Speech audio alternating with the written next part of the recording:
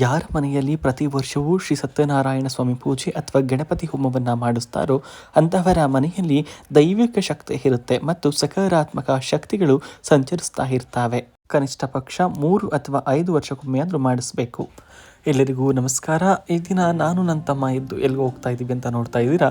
ಹೌದು, ಇವತ್ತು ನಮ್ಮ ಸ್ವಂತ ಊರಿನಲ್ಲಿ ಒಂದು ಸತ್ಯನಾರಾಯಣ ಸ್ವಾಮಿ ಪೂಜೆ ಇತ್ತು. ಹಾಗಾಗಿ ಬೆಳಗ್ಗೆನೇ ಇಬ್ಬರು ಎದ್ದು ಪೂಜಾ ಕರ್ತೃ ಮನೆಗೆ ಹೋದ್ವಿ.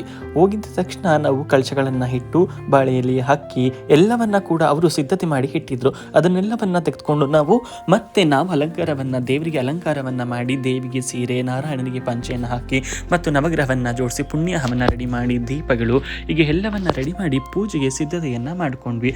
ನೋಡಿ, ಅಲಂಕಾರಗೊಂಡ ನಂತರ ನಿಮಗೆ ಕಾಣೋದಕ್ಕೆ ಸಿಗ್ತಾ ಇದೆ ಶ್ರೀ ಲಕ್ಷ್ಮೀನಾರಾಯಣ ಸತ್ಯನಾರಾಯಣ ದೇವರ ಒಂದು ಚಿತ್ರ. ಹಾಗೆ ಇದು ಪೂಜೆ ಎಲ್ಲ ರೆಡಿಯಾದ ನಂತರ ದಂಪತಿಗಳನ್ನು ಕೂರಿಸ್ಕೊಂಡು ಪೂಜೆಯನ್ನು ಶುರು ಮಾಡಿದ ನಂತರ ಯಾವುದೇ ಪೂಜೆಯಲ್ಲಾಗಲಿ ಮೊದಲಿಗೆ ಸಂಕಲ್ಪ, ಗಂಗೆ ಪೂಜೆ, ದೀಪ ಪೂಜೆ, ನಂತರ ಗಣಪತಿ ಪೂಜೆ ಆದ ನಂತರ ಪುಣ್ಯ ಪೂಜೆಯನ್ನು ಮಾಡ್ತೇವೆ. ಇದು ವಾಸುವರ್ಣ ಪೂಜೆ ಅಂತ ಹೇಳುವಂಥದ್ದು. ಈ ಪೂಜೆ ಆಗಿ ಎಲ್ಲ ಶುದ್ಧಿ ಆದ ನಂತರವೇ ಮುಂದಿನ ಪೂಜೆಯನ್ನು ಮುಂದುವರಿಸ್ತೇವೆ. ಅದಾದ ನಂತರ ದೇವರುಗಳಿಗೆ, ವಿಗ್ರಹಗಳಿಗೆ ಪಂಚಾಮೃತ ಅಭಿಷೇಕವನ್ನು ದಂಪತಿಗಳ ಕೈಲಿ ಮಾಡಿಸಿದ್ವಿ.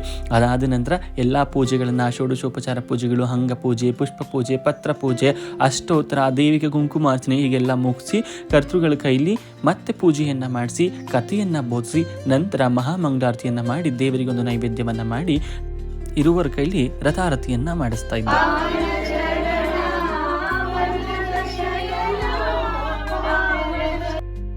ನಂತರ ಬಂದಿರುವ ಎಲ್ಲ ಭಕ್ತರುಗಳಿಂದ ನಿಮ್ಮ ಇಷ್ಟಾರ್ಥವನ್ನು ಈಡೇರಿಸಲಿ ದೇವರು ಅಂತ ಹೇಳಿ ಹೂವು ಅಕ್ಷತೆಯನ್ನು ದೇವರಿಗೆ ಸಮರ್ಪಣೆಯನ್ನು ಮಾಡಿಸುತ್ತಾ ಎಲ್ಲರ ಕೈಲಿ ಪ್ರದಕ್ಷಿಣೆ ನಮಸ್ಕಾರವನ್ನು ಮಾಡಿಸಿ ಮಹಾಮಂಗಳಾರತಿಯನ್ನು ಅವರೆಲ್ಲರಿಗೂ ಕೊಟ್ಟು ತೀರ್ಥ ಪ್ರಸಾದವನ್ನು ಕೊಟ್ಟು ಮತ್ತು ಸತ್ಯನಾರಾಯಣ ಸ್ವಾಮಿಗೆ ಮಾಡಿದಂಥ ಸಪಾದವನ್ನು ಕೂಡ ಅವರಿಗೆಲ್ಲರಿಗೂ ಕೊಟ್ಟು ಒಳ್ಳೆಯದಾಗಲಿ ಅಂತ ಅರಸ್ತೆ. ಕೊನೆಯದಾಗಿ ಕರ್ತೃ ಫಲತಾಂಬೂಲವನ್ನು ಕೊಟ್ಟು ಅವರಿಗೂ ಕೂಡ ಆಶೀರ್ವಾದವನ್ನು ಮಾಡಿ ಅಲ್ಲಿಗೆ ಪೂಜೆಯನ್ನು ಮುಕ್ತಾಯಗೊಳಿಸ್ತೆ.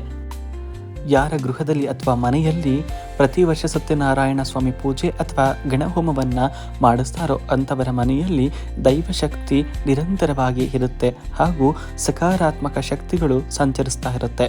ಎಲ್ಲರಿಗೂ ಧನ್ಯವಾದ. ವಿಡಿಯೋ ಇಷ್ಟ ಆಗಿದ್ರೆ ಲೈಕ್ ಮಾಡಿ, ಸಬ್ಸ್ಕ್ರೈಬ್ ಮಾಡಿ.